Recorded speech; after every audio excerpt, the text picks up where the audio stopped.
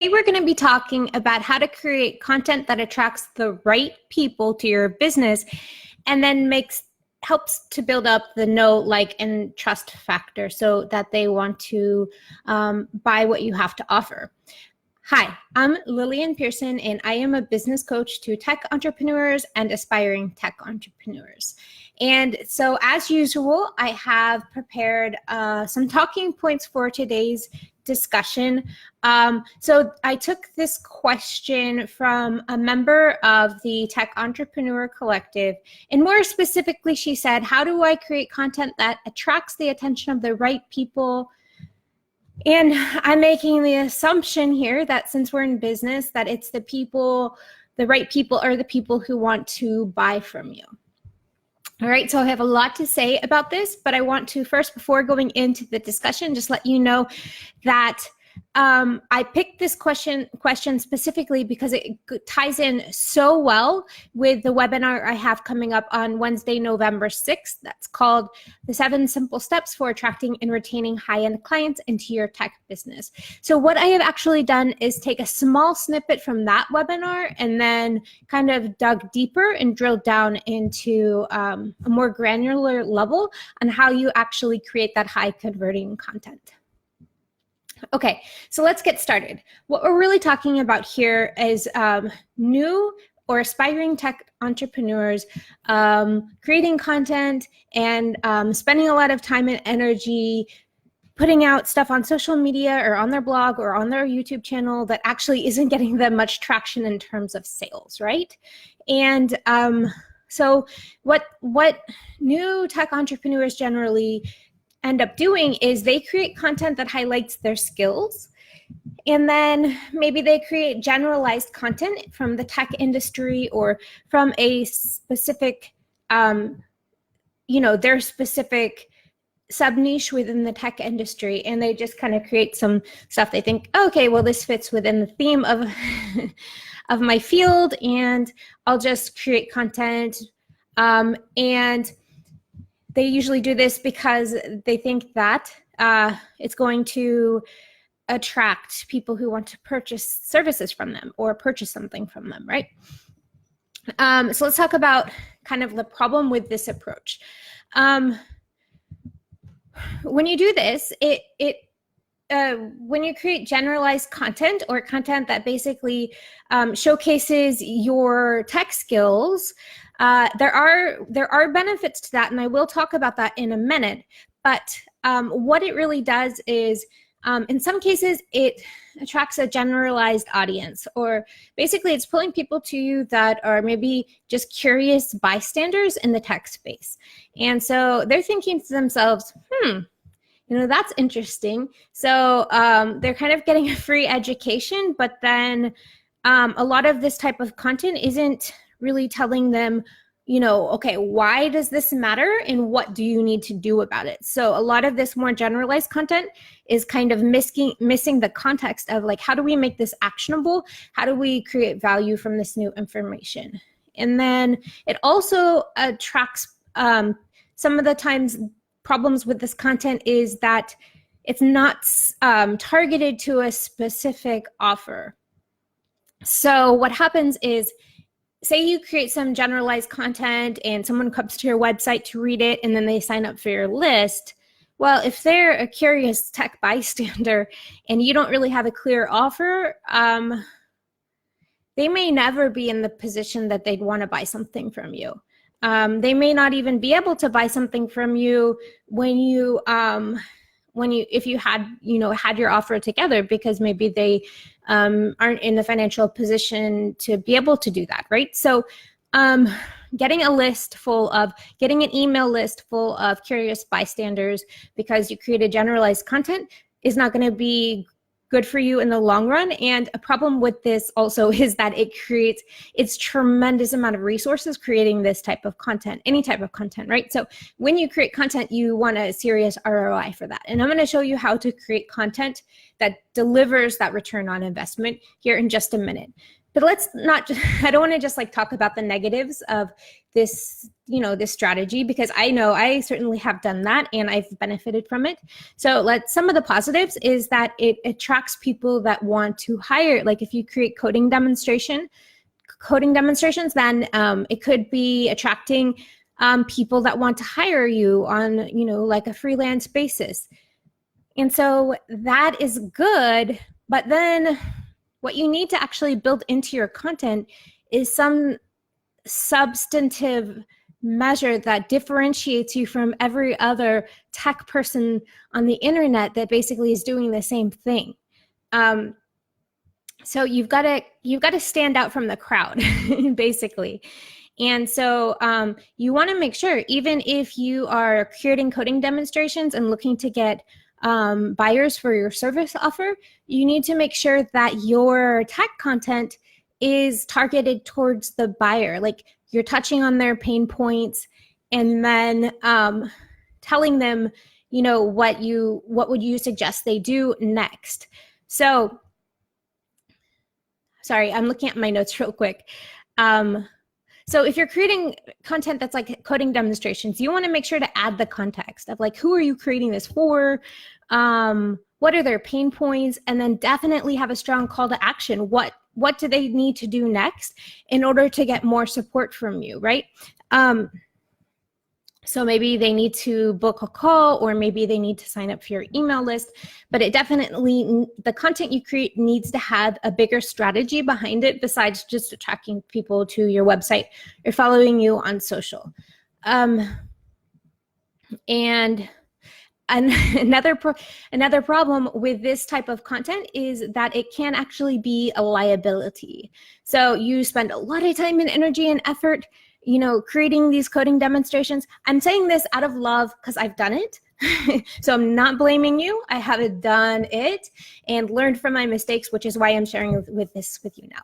Okay.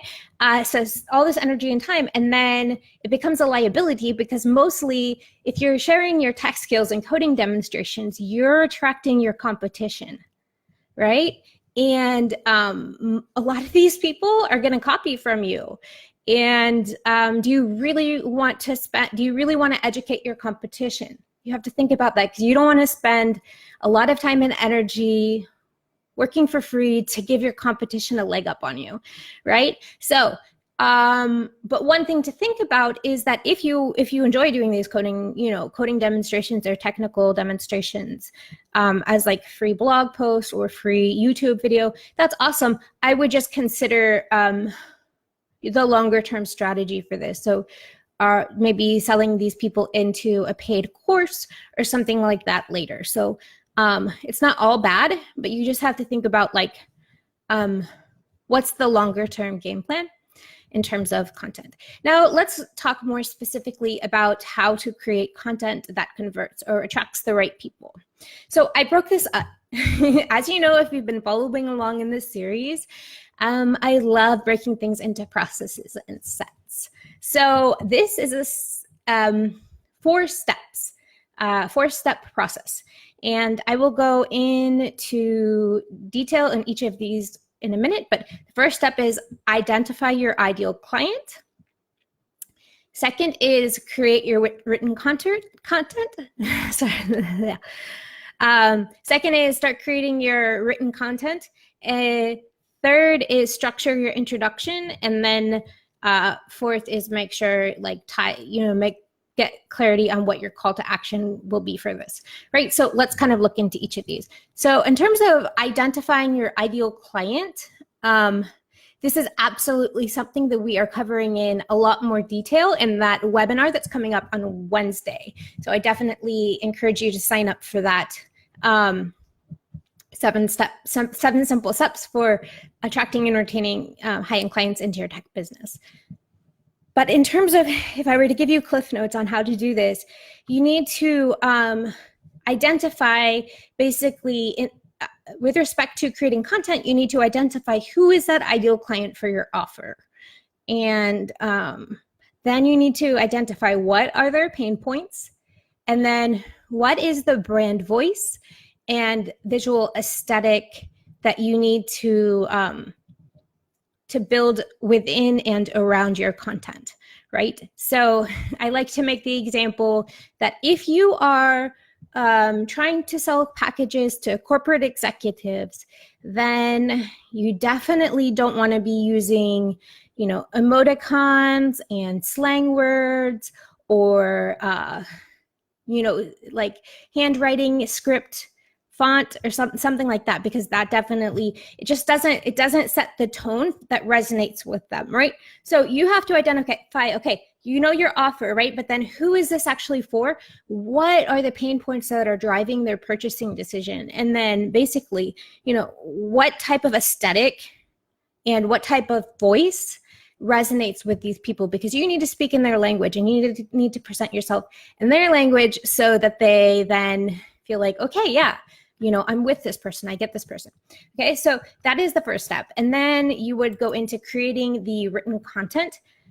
And so for the introduction, what I always like to do is just connect with with your ideal client. So you want to actually just think of that one person when you're creating the content and connect with them in a way, maybe making some sort of connect with them in terms of not calling them out in a rude way, but basically you want to call them out with respect to the struggle that they're facing, the pain points that they're under.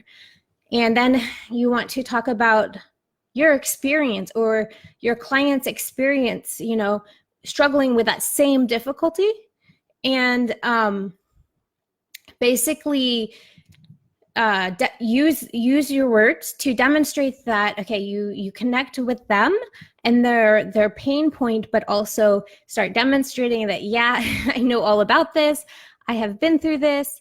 And then you want to create a story and create a story that basically tells your experience with this pain point, or maybe your client's experience, how you helped a client to overcome this same pain point.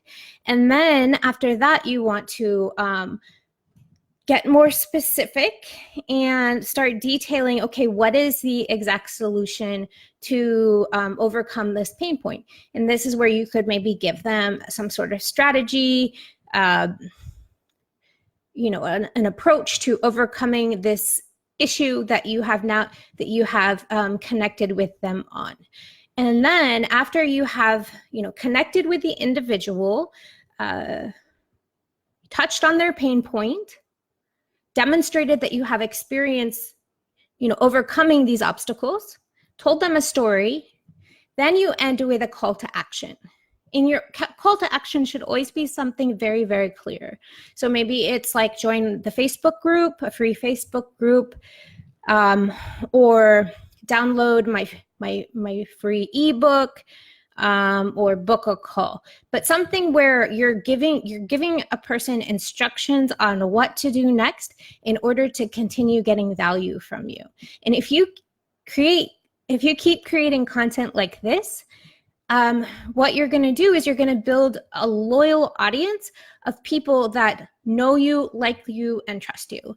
So they know that you actually they understand you know what you're talking about, that you've done this before, and that you're able to solve their problems for them. You're able to help them, right? And then, once you've demonstrated this to people, they're going to be happy to join your Facebook group or opt into your list, and you can start then building that relationship with them. And, and eventually in turn, building your business, right? So this is how you create content that converts. And so that brings us to the end of the training for today. But I do want to, give you a heads up that time is running out on this webinar that's going to be happening on Wednesday. So that's the 7 simple steps for attracting and retaining high-end clients into your tech business. I definitely hope you can make it, because I'm absolutely going above and beyond to make it worth people's while to show up on the call. so many goodies in there, and it's kind of going to be like a party, an online party. I've been putting things together for several weeks now. So I hope you're there. I encourage you to sign up before seats are gone. Seating is limited. And what I will do is I will put the link to sign up in the call here, in the description of the call, so you can book that way. And then if you're on Instagram watching, you can just DM me or go to my link in bio, actually, and you'll be able to book there. All right, so that's amazing. And then leave your comments, any questions. I'm actually taking my prompts from questions people have been leaving on this series of Go Live. So just leave your questions for me in Tech Entrepreneur Collective, and then I will work to get you a video response. And I encourage you to show up tomorrow morning about the same time, because we're going to be talking about hiring your team and basically how to increase your revenues while working less in your business. So that's good stuff. Definitely want to know how to do that. And I'm going to share a lot of secrets with you that I have learned over the last several years on how to build a team. So look forward to seeing you then, and take care.